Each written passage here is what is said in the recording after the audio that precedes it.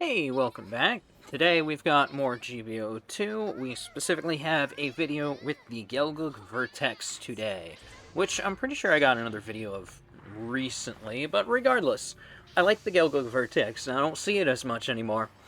Yeah, like a lot of suits that are older, really this tends to happen with not everything. There's a couple things you still see around, but a lot of the stuff that is a little bit on the older side, you tend to just not see it as much moving forward. I think more than anything is just due to, like, hype with the new stuff, right? Because, like, the Vertex is still really good. It's still got some fantastic combo potential once you get in close, which you'll see a little bit of, but it has some decent range game on it as well. Now, where it kind of... I don't really want to say it suffers from this, but just because it has some decent ranged options, right? But the trade-off for having its decent ranged options and really strong melee is it also has no instant stun options. The only stun you have access to is build, of which it has some pretty good tools for. You know, the rockets, like, if you actually hit with them, they do build. And you can see, like, I've, of course, got mine spec'd for melee damage, but, oh boy, that can do a lot of melee damage. That really is, like most raids, where it excels.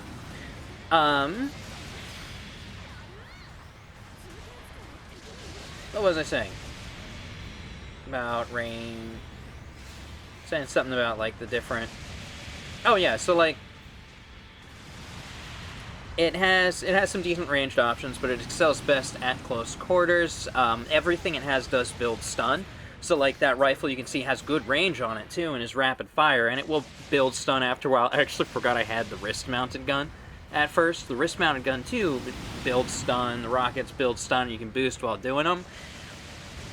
But the rockets, of course, since they have the slower... You know, like any rocket with slower projectile velocity and whatnot, it's kind of hard to hit with them sometimes. So while you can boost in firing the rockets, chances are it's not really going to land enough to build stun. I've found the best option I have for stunning is actually the wrist-mounted beam gun, but it of course has shorter range than any of their weapons, so like I couldn't use it like here, but then again that doesn't like make it terrible for exactly that, for like moving in and whatnot. Like if I'm already in anyway, like, oh, and you're gonna see some really sad swings here, unfortunately, and I think I'm gonna get taken out from behind here. Oh, I don't think so. I think I got shot by the other guy right there. Not the one I was chasing down, thankfully, but yeah, 3 of them ended up on me. Doesn't end up, ending too well. Hey, look, that's one of the other, like, Vertex variants, actually. But yeah, this is still a really good suit.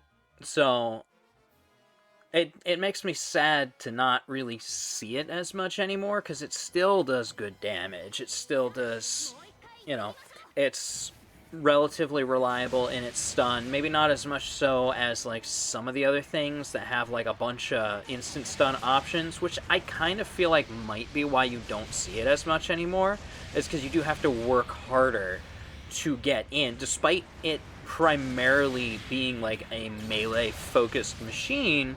You still have to work a lot more. Wow, that wrist gun actually has more range than I realized. I thought the range on it was shorter than that. But yeah, it takes more work. It takes more work than some other raids. There's some raids where it's like, oh, well, I've got an instant stun and 3 melee weapons.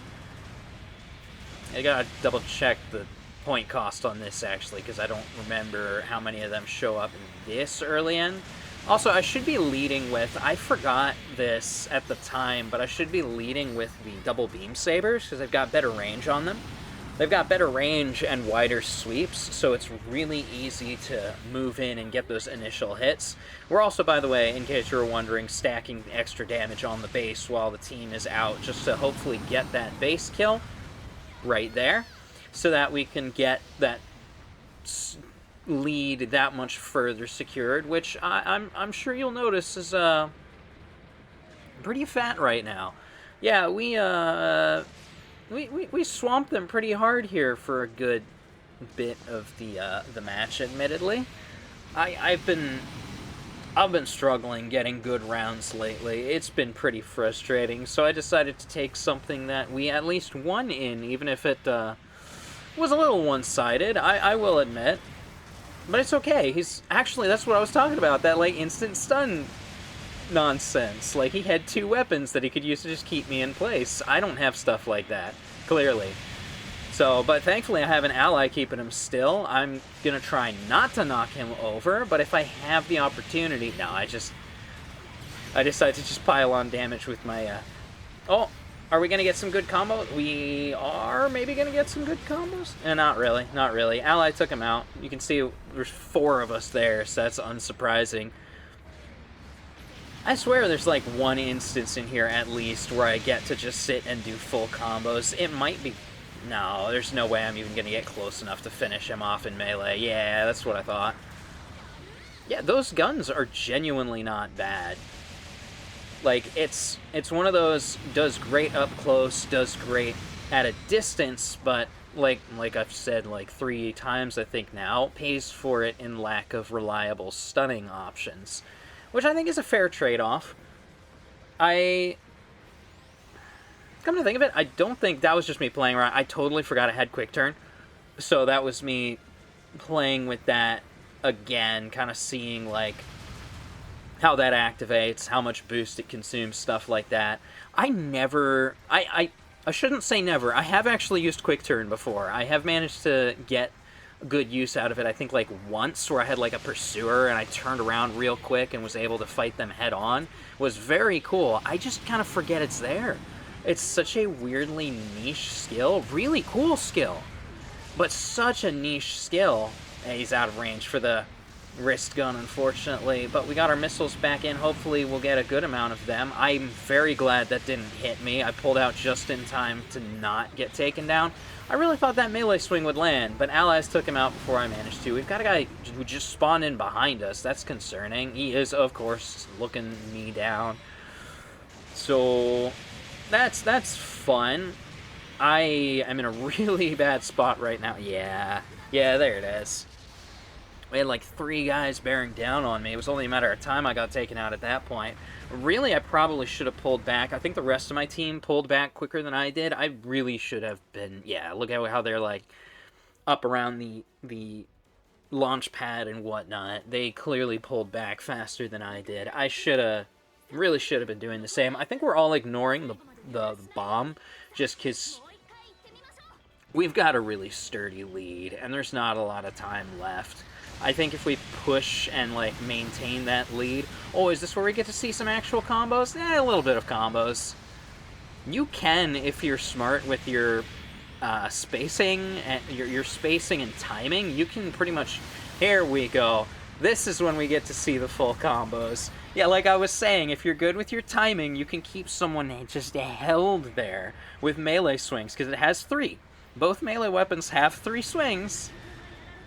And it's 2 different melee weapons, so you can just do your 1, 2, 3 switch, do a little step, 1, 2, 3, switch, do your little step, the other one's back off cooldown already. I got stunned there, which is the only reason I couldn't keep doing it, but thankfully allies were able to stack on enough damage that I could still push forward and secure the kill anyway, once I was recovered.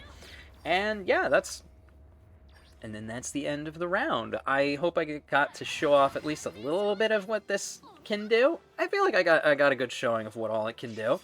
I feel like I could probably get a better showing of specifically its melee combos, because I do tend to hang back a little bit, fire with the ranged stuff, as you can clearly see again, because of the lack of reliable stunning options.